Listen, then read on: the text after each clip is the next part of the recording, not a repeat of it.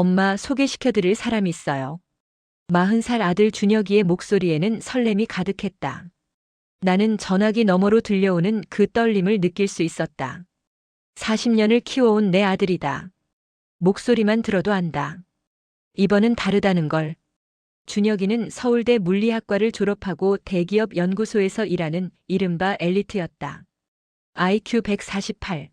어릴 적부터 영재 소리를 들으며 자랐다. 하지만 그 똑똑한 머리 때문인지 아니면 너무 일에만 몰두했던 탓인지 연애는 서툴렀다. 30대 내내 혼자 지냈다. 그래, 언제 보여줄 건데? 이번 주말에 집에 갈게요. 같이 데려가도 될까요? 나는 흔쾌히 승낙했다. 사실 속으로는 기뻤다. 아들이 드디어 누군가를 만났다니. 평생 혼자 살까봐 걱정했던 차였다. 주말 현관문이 열리고 준혁이가 들어왔다. 그리고 그의 옆에 서 있던 여자를 봤을 때 나는 순간 숨이 멎는 것 같았다. 정말 예뻤다. 청순한 인상에 수줍은 미소. 키는 작았지만 균형 잡힌 몸매. 하지만 무엇보다 내 눈길을 끈 건 그녀의 눈빛이었다. 맑고 순수해 보이는 눈. 어머님 안녕하세요. 저는 박지은이라고 합니다. 그녀는 두 손으로 공손하게 인사했다. 목소리도 부드러웠다. 준비해온 선물까지 내밀었다. 백화점 포장지로 보아 신경 써서 준비한 것 같았다. 어머, 이렇게까지 안 해도 되는데. 편하게 앉아요. 나는 그녀를 거실로 안내했다. 준혁이는 옆에서 지은이를 바라보는 눈빛이 온통 사랑으로 가득했다.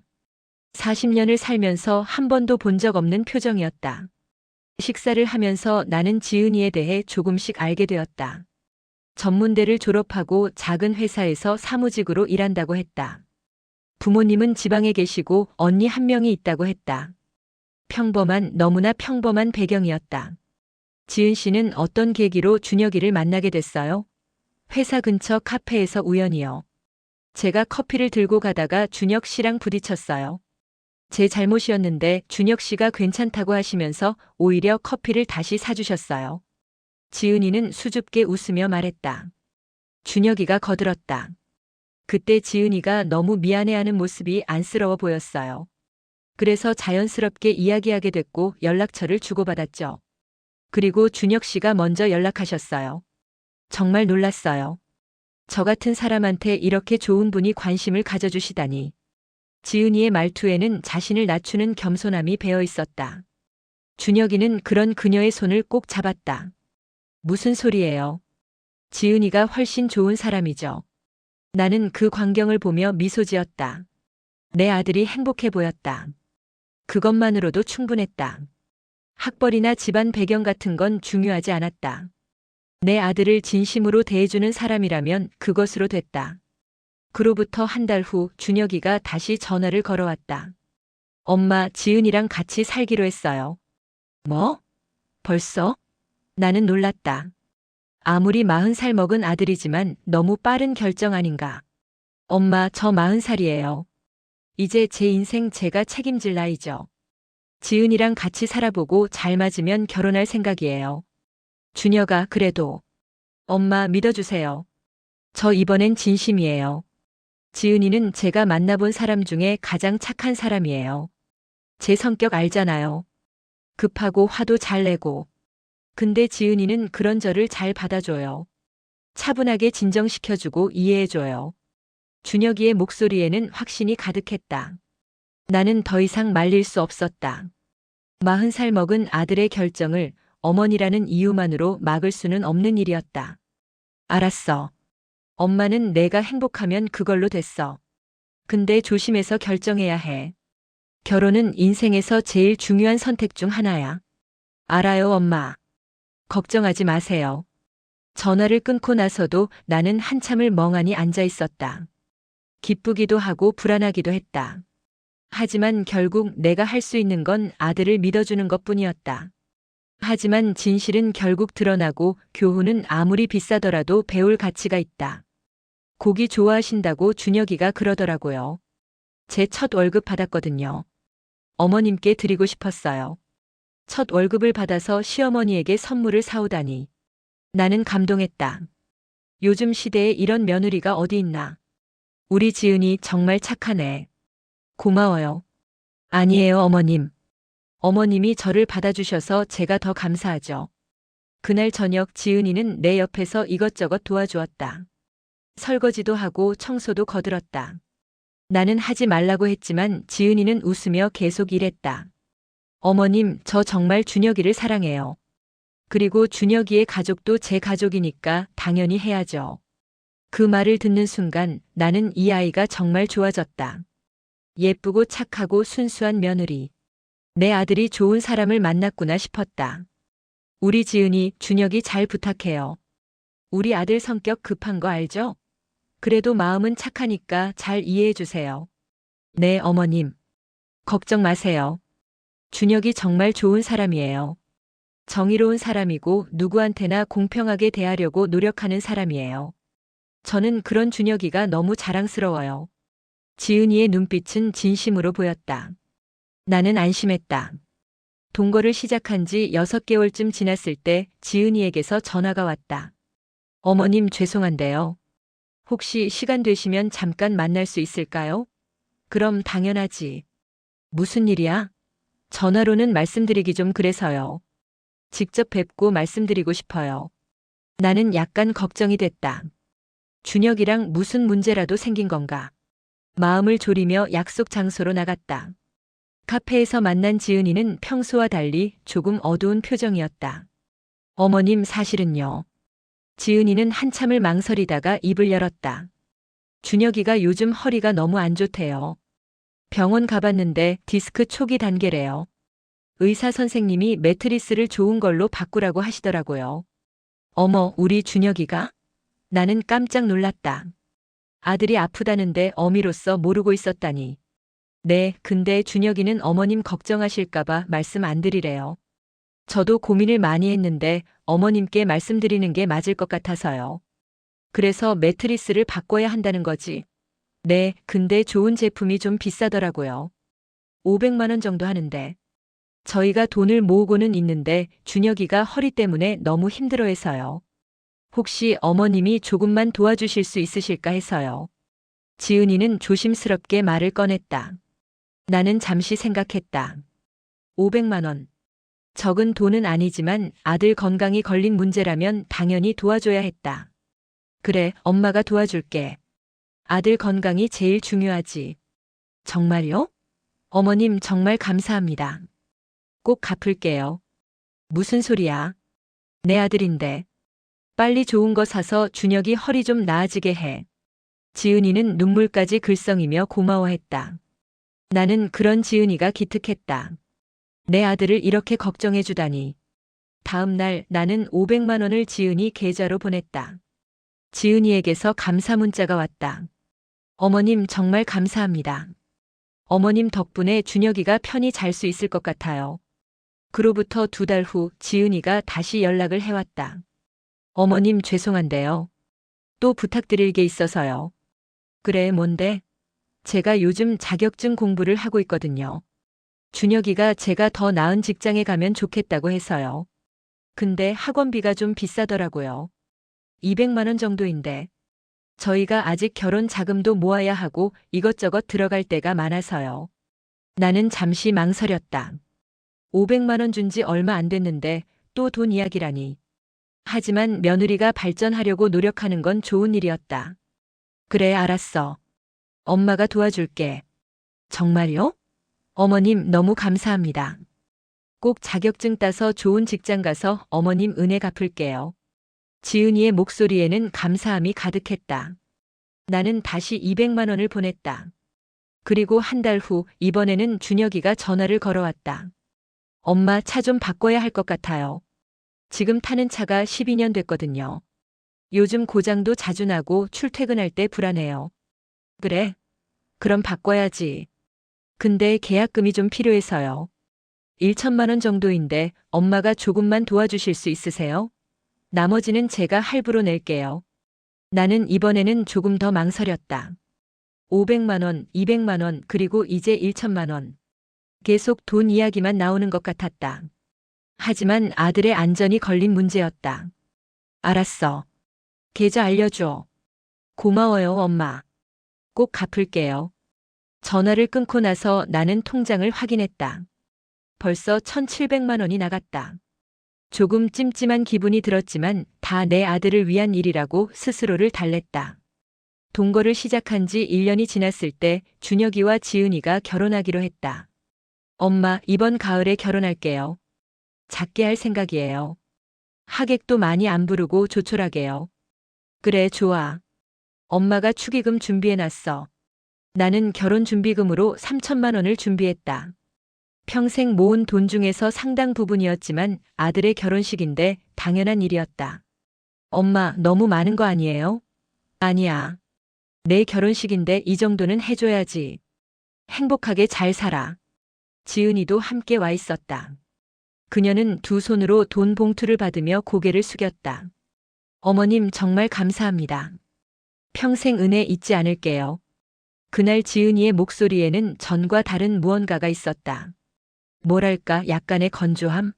하지만 나는 그냥 긴장해서 그런가 보다 하고 넘어갔다. 결혼식은 조촐하게 치러졌다. 하객들은 주로 준혁이 쪽 사람들이었다. 지은이 쪽은 가족과 몇몇 친구들만 왔다. 나는 며느리의 친정 식구들과도 인사를 나눴다. 애 잘 부탁드립니다. 지은이의 어머니는 담담하게 말했다. 뭔가 정이 없는 느낌이었지만 그냥 그런 성격인가 보다 생각했다. 결혼 후 3개월이 지났을 때부터 나는 조금씩 이상함을 느끼기 시작했다. 어머님, 준혁이 옷이 너무 없어요. 회사 다니는데 좀 그렇잖아요. 백화점에서 정장 좀 맞춰야 할 것 같은데 300만 원 정도 필요해요.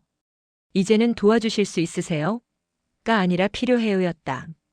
미묘한 차이지만 분명히 달랐다. 지은아, 이번에는 너희가 해봐. 결혼도 했는데 이제 독립적으로 살아야지. 네? 어머님, 그게 무슨 말씀이세요? 준혁이는 어머님 아들이잖아요.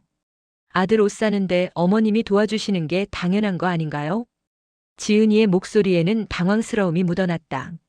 아니, 당황을 넘어서 약간의 불쾌함 같은 게 느껴졌다. 지은아, 그래도. 알았어요. 어머님도 힘드시면 할 수 없죠. 준혁이한테 어머님이 안 도와주신다고 말할게요. 전화가 끊겼다. 나는 멍하니 서 있었다. 뭔가 잘못됐다는 느낌이 강하게 들었다. 그날 저녁 준혁이에게서 전화가 왔다. 엄마, 왜 지은이한테 그렇게 말했어요? 지은이가 엄청 서운해하던데요. 준혁아, 엄마가 뭘 잘못했니? 너희가 이제 결혼했으면 독립적으로 살아야지. 엄마가 계속 도와줄 수는 없어. 엄마, 지은이는 다 저를 위해서 그런 거예요. 제 옷이 낡았으니까 새로 사자는 건데 왜 그렇게 말씀하세요? 준혁아, 너 혹시 엄마가 너희한테 지금까지 얼마를 줬는지 알아? 모르는데요. 그게 왜요? 한번 계산해봐. 그리고 엄마한테 전화해. 전화를 끊었다. 나는 화가 났다. 아니, 화가 난 게 아니라 실망스러웠다. 내가 해준 모든 게 당연하게 여겨지고 있다는 느낌. 다음 날 나는 지난 2년간의 통장 내역을 꼼꼼히 확인했다. 손으로 하나하나 계산해가며 적어봤다. 매트리스 500만 원 지은이 학원비 200만 원 차 계약금 1,000만 원. 결혼 준비금 3천만 원 결혼 후 이것저것 가전제품, 인테리어 비용 등 2천만 원 명절 용돈, 생일 선물 등 약 800만 원 합계 7,500만 원. 나는 숨이 막혔다. 2년 만에 7,500만 원. 거의 8천만 원에 가까운 돈이 나갔다. 이건 내 노후 자금이었다. 그날 밤 나는 잠을 이룰 수 없었다. 머릿속으로 계속 계산이 돌아갔다. 그리고 뭔가 이상하다는 느낌이 점점 강해졌다. 지은이는 처음에 감사합니다를 입에 달고 살았다. 그런데 언제부턴가 감사합니다가 사라졌다. 이제는 내가 도와주는 게 당연한 것처럼, 아니 내가 해줘야 하는 의무인 것처럼 여기고 있었다. 그리고 이상한 건 지은이의 자격증 공부는 어떻게 됐을까? 200만 원을 줬는데 한 번도 자격증을 땄다는 소식을 들은 적이 없었다. 궁금해서 준혁이한테 물어봤을 때, 아, 그거요? 지은이가 너무 힘들어해서 그만뒀대요라는 대답뿐이었다. 결혼 후 6개월이 지났을 때 나는 우연히 충격적인 장면을 목격했다. 백화점에 갔다가 지은이를 봤다. 친구들과 함께였다. 명품 가방을 들고 비싼 옷을 입고 밝게 웃고 있었다. 나는 반가워서 다가가려다가 멈칫했다. 지은이의 목소리였다. 나는 기둥 뒤에 몸을 숨겼다. 근데 너 남편은 몰라? 돈 그렇게 받는 거? 걔는 정의로운 척하는 바보야. 나보고 약하고 순진하다고 생각해. 내가 뭘 부탁하면 무조건 들어줘. 특히 당신을 위해서라고만 하면 끝이야. 친구들이 웃었다. 지은이도 함께 웃었다. 시어머니는? 그 양반도 쉬워. 아들 사랑이 지극하니까 아들 이름만 대면 돈 나와.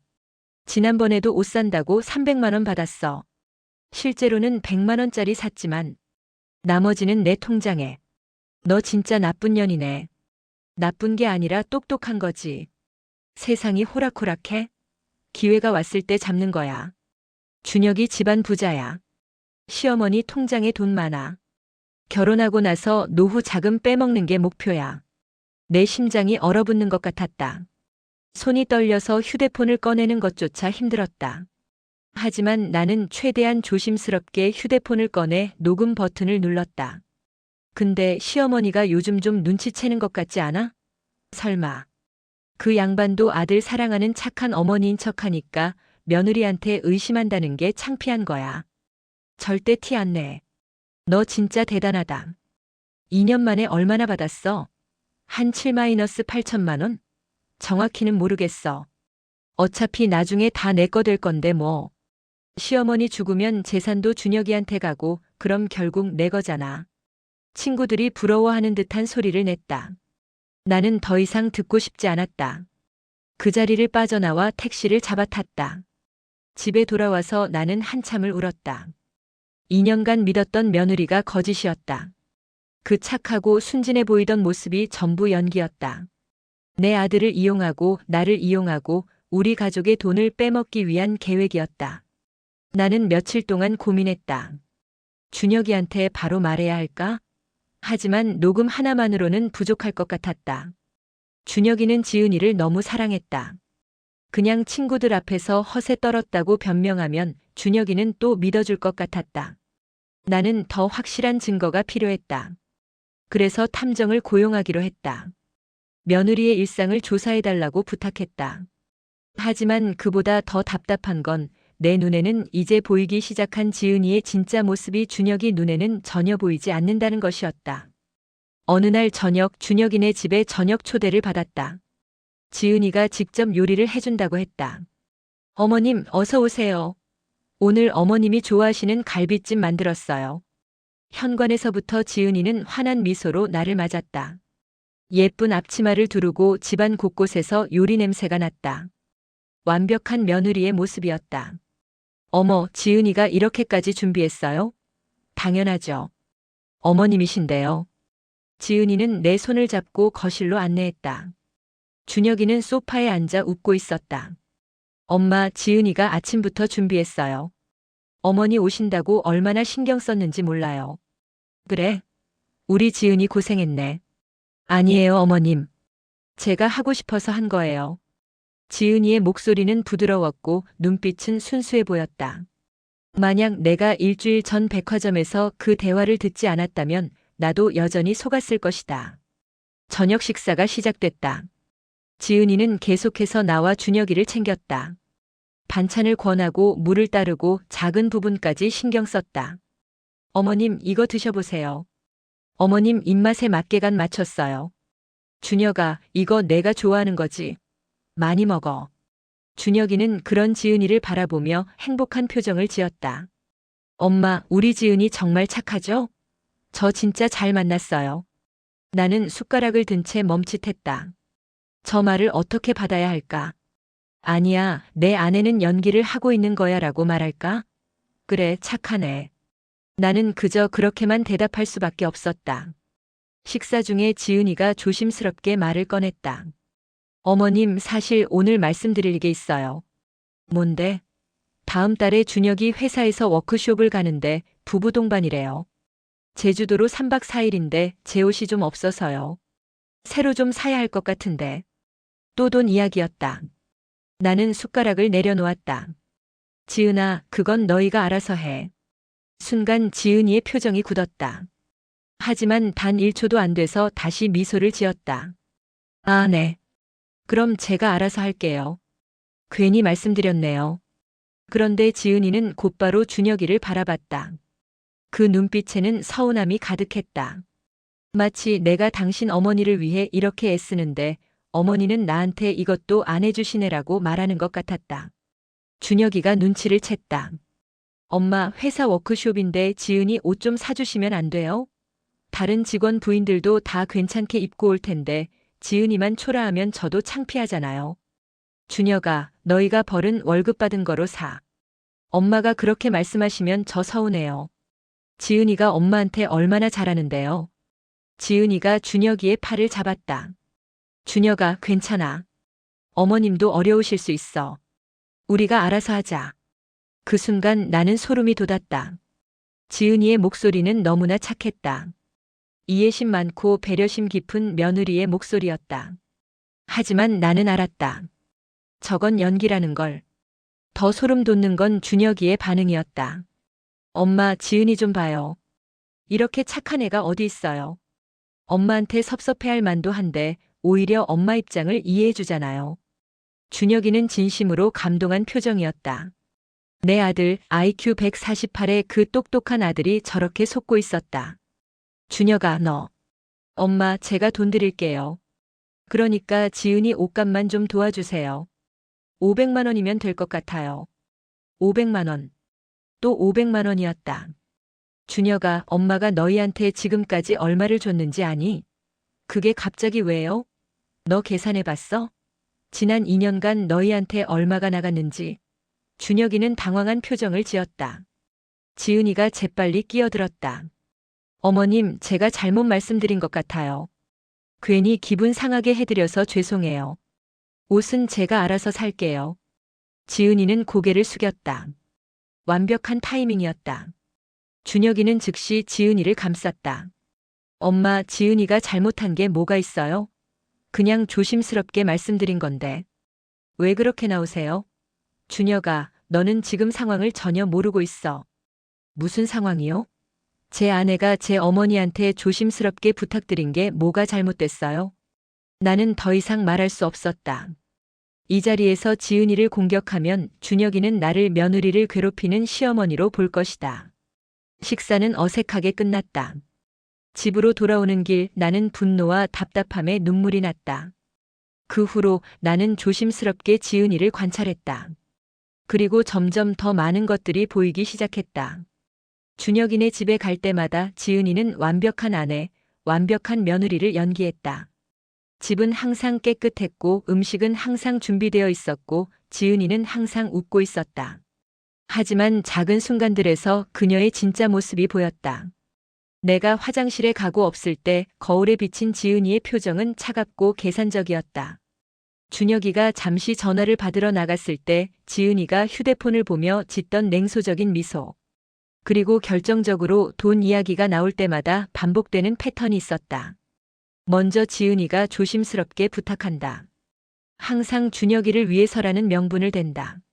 내가 거절하면 지은이는 즉시 이해하는 척한다. 괜찮아요, 제가 알아서 할게요. 하지만 그 눈빛과 표정은 준혁이에게 전달된다.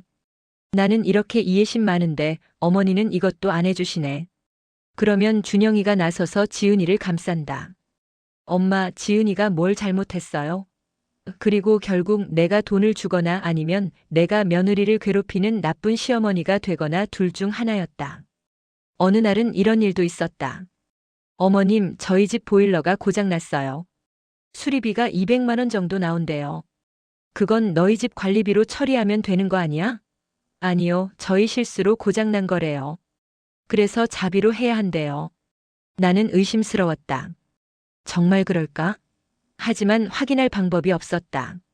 지은아, 이번에는 정말 너희가 알아서 해. 네, 알겠어요. 하지만 그날 밤 준혁이에게서 전화가 왔다. 엄마, 지은이가 보일러 고장났다고 도움 요청했는데 왜 거절하셨어요? 겨울인데 보일러 없으면 어떻게 살아요? 준혁아, 너희가 벌어서 고칠 수 있잖아. 엄마, 저희가 지금 결혼 자금 갚느라 빠듯해요. 엄마가 빌려줬던 돈도 갚아야 하고. 엄마가 조금만 도와주시면 안 돼요? 결국 나는 200만 원을 보냈다. 그리고 며칠 후 우연히 준혁이네 집에 갔을 때 보일러는 멀쩡히 잘 작동하고 있었다. 내가 물었다. 보일러 고쳤어? 아, 네. 어머님이 도와주셔서요. 수리비가 200만 원이나 들었다며? 네, 부품값이 비쌌대요. 나는 더 이상 묻지 않았다. 하지만 직감적으로 알았다. 저건 거짓말이다. 보일러는 처음부터 멀쩡했을 것이다. 가장 화가 나는 건 이 모든 게 내 눈에는 뻔히 보이는데 준혁이 눈에는 전혀 보이지 않는다는 것이었다. 어느 날 나는 준혁이를 따로 불렀다. 준혁아, 엄마가 너한테 할 말 있어. 왜요, 엄마? 지은이 말인데. 또 지은이 얘기예요? 엄마, 왜 자꾸 지은이한테 그러세요? 준혁이의 목소리에는 짜증이 묻어났다. 준혁아, 엄마 말 좀 들어봐. 지은이가 뭐가 어떻다는 거예요? 착하고 예쁘고 저한테 잘해주는데 뭐가 문제예요? 그게 다 연기라니까. 엄마, 그만하세요. 엄마가 며느리한테 질투하는 것처럼 보여요. 질투? 나는 기가 막혔다. 준혁아, 엄마가 지금 질투해서 이러는 것처럼 보여? 그럼 뭐예요? 지은이가 뭘 잘못했는데요? 지은이는 엄마한테 항상 공손하고 저한테도 잘해주고 집안일도 다 하고 완벽한 아내인데 엄마는 왜 자꾸 트집을 잡으세요? 트집이 아니야. 지은이가 우리 집 돈을 노리고 있다고. 엄마, 그게 무슨 말씀이세요? 지은이는 돈 때문에 저랑 결혼한 게 아니에요. 지은이는 저를 사랑해서 결혼한 거예요. 준혁이는 진심으로 믿고 있었다. 그 확신에 찬 목소리를 들으니 더 답답했다. 준혁아, 너 지금까지 엄마가 너희한테 얼마를 줬는지 알아? 엄마가 도와주신 거 감사하게 생각하고 있어요. 근데 그걸 왜 지금 계산하세요? 자식한테 도와준 걸 나중에 따지시는 거예요? 나는 할 말을 잃었다. 내가 마치 돈을 따지는 구두쇠 시어머니가 된 것 같았다. 그게 아니라. 엄마, 솔직히 말씀드릴게요. 요즘 엄마가 이상해요. 지은이한테만 유독 차갑게 대하시고 뭔가 문제를 만들려고 하시는 것 같아요. 지은이가 얼마나 상처받는지 아세요? 지은이가 상처받아? 지은이가? 나는 웃음이 나왔다. 비웃음이었다. 네, 엄마. 지은이가 요즘 스트레스 많이 받아요. 시어머니한테 인정받지 못한다고. 자기가 뭘 잘못한 건지 모르겠다고. 매일 밤 울어요. 매일 밤 운다고? 그 연기를 아들 앞에서도 계속하고 있는 거였다. 준혁아, 지은이는 연기를 하고 있어. 엄마, 정말 그만하세요. 그렇게 나오시면 저도 할 말이 있어요. 엄마가 혹시 며느리 생기는 게 싫으신 거 아니에요? 아들을 뺏긴 것 같아서? 나는 숨이 막혔다. 내 아들이 나를 그렇게 생각하고 있었다. 넌 정말 아무것도 모르는구나. 제가 뭘 몰라요? 저는 제 아내가 어떤 사람인지 잘 알아요. 엄마보다 제가 더 잘 알죠. 매일 같이 사는 사람이 누군데요? 준혁이의 목소리는 단호했다. 나는 더 이상 말할 수 없었다. 그날 밤 나는 집에 돌아와 혼자 울었다. 분노와 답답함 그리고 무력감이 한꺼번에 밀려왔다. 가장 화가 나는 건 지은이가 점점 더 대놓고 나를 무시하기 시작했다는 것이었다. 이제는 내 앞에서조차 완벽한 연기를 하지 않았다. 준혁이만 없으면 지은이의 태도는 180도 달랐다. 어머님, 이번 달 생활비가 좀 부족해서요. 500만 원만 보내주세요. 전화상으로 지은이의 목소리는 더 이상 공손하지 않았다. 당연하다는 듯이 마치 내가 해야 할 의무인 것처럼 말했다. 지은아, 이제 그만. 어머님, 준혁이한테 말할까요? 어머니가 생활비도 안 도와주신다고. 협박이었다. 대놓고 협박을 하고 있었다. 지은아, 너 지금. 어머님, 제가 준혁이한테 잘해주는 거 아시죠? 준혁이가 저 없으면 못 살아요. 근데 어머님이 계속 이러시면 저도 준혁이한테 말할 수밖에 없어요. 어머님이 며느리를 괴롭힌다고. 전화가 끊겼다. 나는 휴대폰을 든 채 멍하니 앉아 있었다. 지은이는 확신하고 있었다. 준혁이가 자기 편이라는 것을. 내가 무슨 말을 해도 준혁이는 지은이를 믿을 거라는 것을. 그래서 이제는 나를 대놓고 무시하고 협박까지 하는 것이었다. 나는 통장을 다시 확인했다. 결혼 후 1년 반 총 8천만 원이 넘는 돈이 나갔다. 내 노후 자금의 대부분이었다. 그리고 가장 화가 나는 건 내가 해준 모든 것들을 지은이는 고맙게 생각하지 않는다는 것이었다. 당연하게 생각했다. 아니, 당연한 것을 넘어서 이제는 더 달라고 요구하고 있었다. 어머니가 해주셔야죠. 어머니 아들인데 당연히 도와주셔야죠. 다른 시어머니들은 다 해주시던데요. 지은이의 목소리가 계속 머릿속에서 맴돌았다. 어쩔 수 없이 탐정을 고용했다. 일주일 후 탐정에게서 보고서가 왔다. 나는 떨리는 손으로 봉투를 열었다. 보고서에는 지은이의 일상이 자세히 기록되어 있었다. 그리고 충격적인 사실들이 적혀 있었다. 지은이는 자격증 학원에 다닌 적이 없다. 200만 원은 어디로 갔는지 불명확. 지은이는 일주일에 3-4번 친구들과 고급 레스토랑이나 백화점에서 만남. 지은이가 착용한 명품 가방과 옷들은 총가치 약 1,500만 원 추정. 지은이의 월급 180만 원으로는 이런 생활을 유지할 수 없음. 준혁이는 이런 사실을 전혀 모르는 것으로 보임. 지은이는 준혁이 앞에서는 검소한 척을 함. 그리고 결정적으로 지은이가 친구들과 나눈 대화 내용이 녹음되어 있었다. 시어머니 통장에 얼마나 남았을까? 한 1억은 더 있을 것 같은데. 다 빼먹을 거야. 어차피 나중에 준혁이 거니까 내거나 마찬가지지. 준혁이는 바보야. 내가 뭘 해도 믿어줘. 착한 척만 하면 끝이야. 나는 보고서를 읽으며 온몸이 떨렸다. 분노가 치밀어 올랐다. 지은이는 처음부터 계획적이었다. 준혁이를 만난 것도 나를 대하는 것도 모든 게 계산된 연기였다. 그녀의 목표는 단 하나, 우리 집의 돈이었다. 그리고 가장 화가 나는 건 이 모든 증거에도 불구하고 준혁이가 믿어줄까 하는 의구심이었다. 지은이는 너무나 완벽하게 연기를 했다.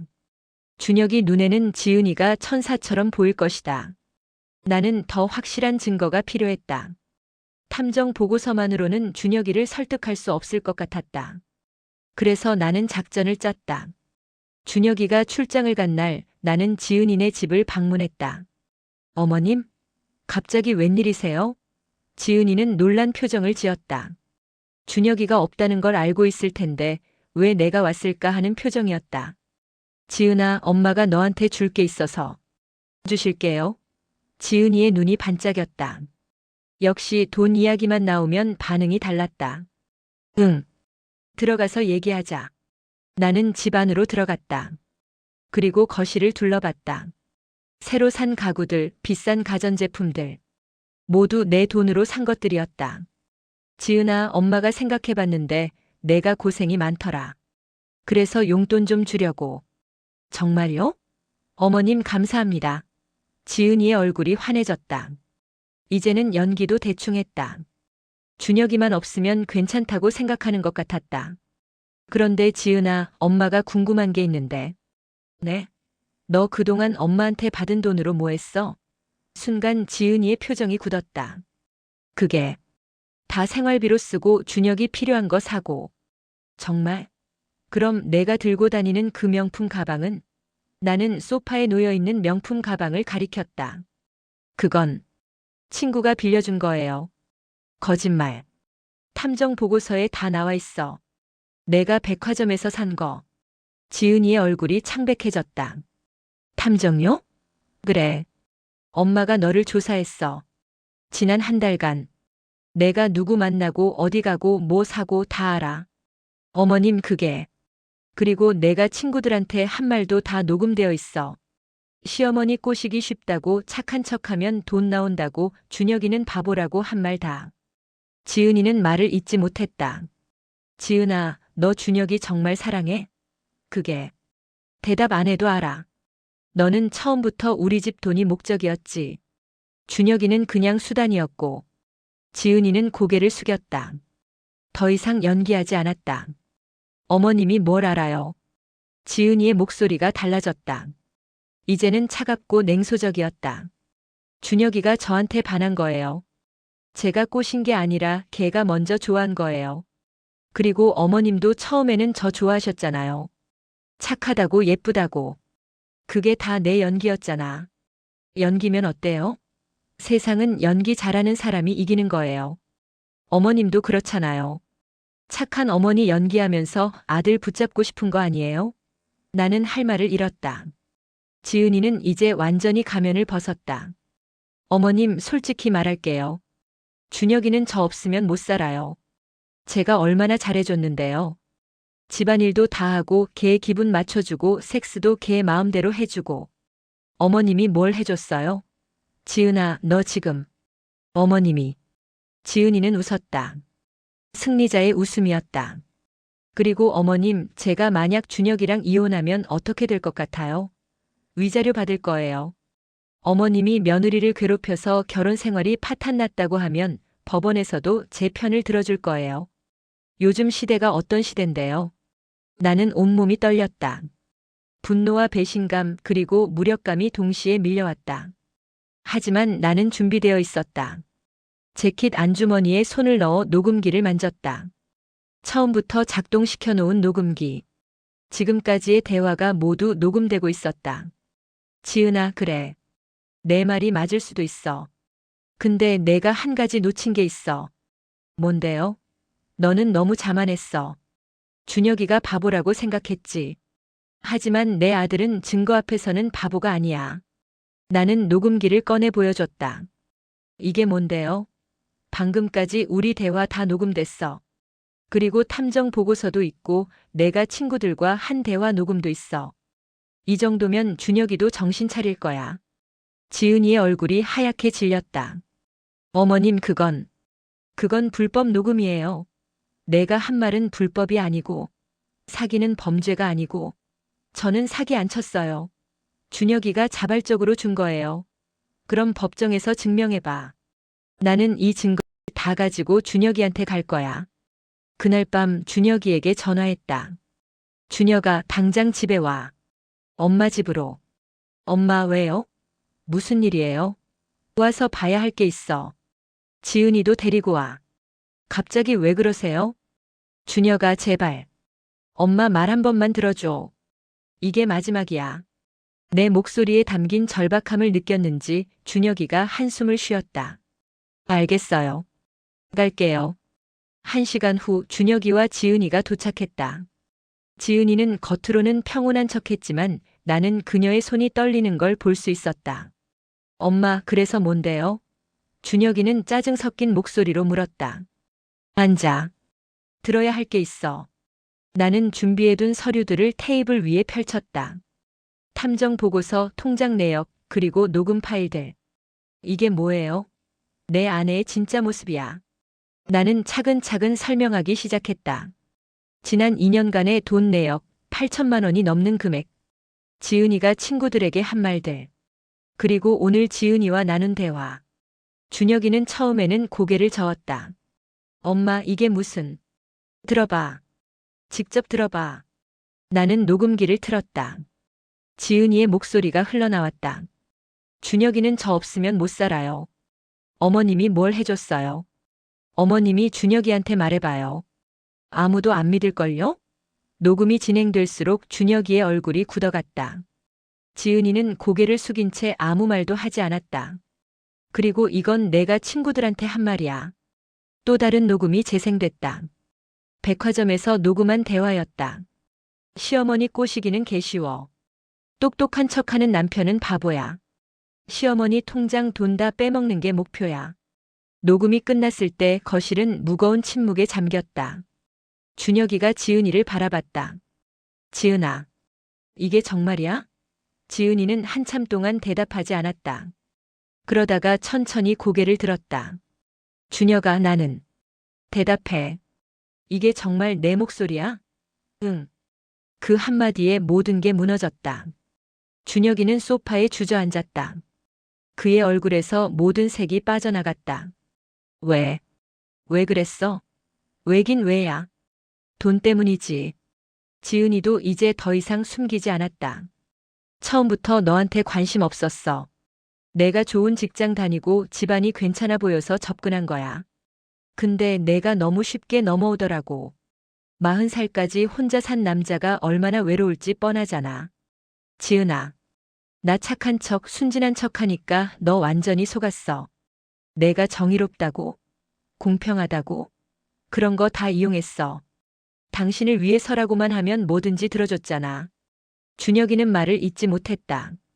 IQ 148의 똑똑한 아들이 완전히 무너져 내렸다. 그럼 나한테 했던 말들은? 사랑한다고 행복하다고 했던 말들은 다 거짓말이야? 연기지. 다 연기. 너 같은 남자 사랑할 이유가 뭐 있어? 돈만 있으면 되지. 지은이의 말은 냉혹했다. 더 이상 착한 며느리도 사랑스러운 아내도 아니었다.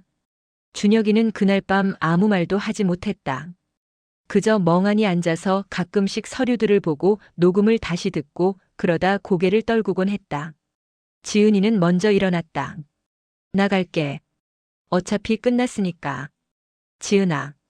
준혁이가 불렀다. 지은이가 돌아봤다. 미안해. 뭐가? 내가 그렇게 살아야 했던 거. 돈 때문에 이렇게까지 해야 했던 거. 준혁이는 끝까지 착했다. 자신을 배신한 사람에게조차 미안하다고 말하는 그런 사람이었다. 지은이는 잠시 멈칫했다.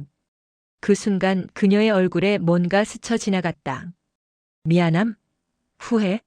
나는 잘 모르겠다. 하지만 그것도 잠깐이었다. 됐어. 너무 착한 척 하지 마. 그게 내 문제야. 너무 착해서 이용당하는 거. 지은이는 문을 열고 나갔다. 그렇게 그녀는 우리 삶에서 사라졌다. 준혁이는 일주일 후 이혼 소송을 제기했다. 증거가 명확했기 때문에 재판은 빠르게 진행됐다. 지은이는 위자료는커녕 아무것도 받지 못했다. 사기 혐의로 민사소송까지 당했지만 이미 쓴 돈을 돌려받기는 어려웠다. 준혁이는 한동안 폐인처럼 지냈다. 출근도 제대로 못하고 집에만 틀어박혀 있었다.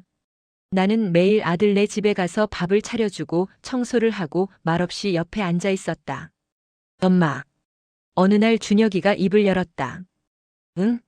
나 정말 바보였어요. 아니야. 아니에요. 엄마 말씀 들었어야 했는데. 엄마가 그렇게 경고했는데 나는 오히려 엄마한테 화내고. 준혁이의 눈에 눈물이 고였다. 나는 똑똑한 줄 알았어요. IQ 148이니까. 좋은 대학 나왔으니까. 근데 사랑 앞에서는 IQ가 무슨 소용이에요? 나는 그냥 외로운 40살 남자였던 거예요. 준혁아. 처음으로 나한테 관심 가져준 여자였어요. 예쁘고 착해 보이는 여자가 나를 좋아한다는 게 믿기지 않았어요. 그래서 필사적으로 붙잡고 싶었어요. 그녀가 원하는 건 뭐든지 해주고 싶었어요. 준혁이는 얼굴을 감쌌다. 그게 내 약점이었어요. 외로움. 지은이는 그걸 정확하게 파고들었어요. 나는 아들을 꼭 안아줬다. 40살 먹은 아들이 내 품에서 아이처럼 울었다. 괜찮아. 다 지나갈 거야. 엄마 돈은요? 8천만 원. 엄마 노후 자금이었잖아요. 돈은 또 모으면 돼. 넌 내 아들이야. 내가 다치지 않은 게 다행이야. 미안해요, 엄마. 정말 미안해요. 됐어. 이제 정신 차렸으니까 그걸로 됐어. 그로부터 1년이 지났다. 준혁이는 천천히 일상을 회복했다. 다시 일에 집중하기 시작했고 사람들도 만났다. 예전처럼 웃을 수 있게 됐다. 어느 날 준혁이가 나를 찾아왔다. 엄마, 오늘 회사에서 여자 소개받았어요. 그래? 나는 움찔했다. 또다시 이상한 사람을 만나는 건 아닐까? 준혁이가 내 표정을 보고 웃었다. 엄마, 걱정하지 마세요. 이제는 알아요. 뭘 조심해야 하는지. 그래? 네. 지은이한테 배웠어요. 사람을 볼 때는 말이 아니라 행동을 봐야 한다는 거. 착한 척이 아니라 진짜 착한 사람을 찾아야 한다는 거. 준혁이는 진지한 표정으로 말했다. 그리고 가장 중요한 거. 엄마 말씀을 들어야 한다는 거요. 나는 웃었다. 이제야 철이 드는구나. 40살에 얻은 교훈치고는 너무 비싼 수업료였지만 그래도 배웠어요. 똑똑하다고 해서 사람을 안다는 건 아니에요. 머리가 좋다고 해서 감정까지 컨트롤할 수 있는 건 아니고요. 준혁이는 잠시 멈췄다가 말을 이었다. 특히 내 약점을 아는 사람 앞에서는 내가 아무리 똑똑해도 소용없다는 거. 지은이는 내 외로움을 알았어요. 그리고 그걸 이용했죠. 나는 사랑받고 싶었고 그녀는 그걸 줄 수 있는 척했어요. 정확히 내가 원하는 만큼만. 나는 아들의 말을 들으며 고개를 끄덕였다. 그래, 넌 이제 진짜로 어른이 됐구나. 늦었지만요. 늦지 않았어. 깨달았으니까. 준혁이는 그 후로 신중하게 사람들을 만났다. 회사에서 소개받은 여자와 몇 번 만났지만 서둘러 결정하지 않았다. 천천히 조심스럽게 진짜 모습을 보려고 노력했다. 그리고 나는 통장을 정리했다. 8천만 원은 돌아오지 않았다. 하지만 그것으로 아들이 교훈을 얻었다면 그것도 의미 있는 투자였다고 생각하기로 했다. 어느 날 저녁 준혁이가 전화를 걸어왔다. 엄마, 오늘 퇴근길에 생각났는데요. 뭐가? 지은이가 처음 우리 집에 왔을 때 엄마 표정이 기억나요? 내 표정? 네. 엄마는 지은이를 처음 봤을 때 정말 좋아하셨어요. 미소 짓고 계셨고 환영하는 표정이었어요. 근데 시간이 지나면서 엄마 표정이 조금씩 변했어요. 나는 그때 왜 그런지 몰랐어요. 이제는 알아요. 엄마는 보신 거예요. 지은이의 진짜 모습을. 나는 사랑에 눈이 멀어서 못 봤는데 엄마는 보셨던 거죠. 준혁아. 어머니의 직감이라는 게 정말 있는 것 같아요. 나는 머리로 생각했지만 엄마는 마음으로 느끼셨던 거예요. 지은이가 뭔가 잘못됐다는 걸. 나는 대답하지 않았다. 그저 전화기 너머로 들려오는 아들의 목소리를 들었다. 미안해요, 엄마. 그리고 고마워요. 엄마가 포기하지 않고 진실을 보여줘서. 그때 엄마가 그냥 넘어갔으면 나는 평생 당했을 거예요. 넌 내 아들이야. 당연히 지켜줘야지. 사랑해요, 엄마. 나도 사랑해, 아들. 전화를 끊고 나는 창밖을 바라봤다. 해가 지고 있었다. 어둠이 내리고 있었지만 그래도 내일은 또 해가 뜰 것이다. 준혁이는 이제 알았다. 똑똑하다는 것과 지혜롭다는 것은 다르다는 걸. 머리가 좋다는 것과 사람을 안다는 것은 별개라는 걸. 그리고 가장 중요한 건 진짜 사랑은 이용하는 게 아니라 함께 성장하는 것이라는 걸. 40살에 배우기엔 너무 비싼 수업료였다. 8천만 원 그리고 2년이라는 시간. 하지만 준혁이는 배웠다. 그리고 이제는 진짜로 어른이 됐다. 나는 통장을 보며 쓸쓸하게 웃었다. 노후 자금의 절반이 사라졌다.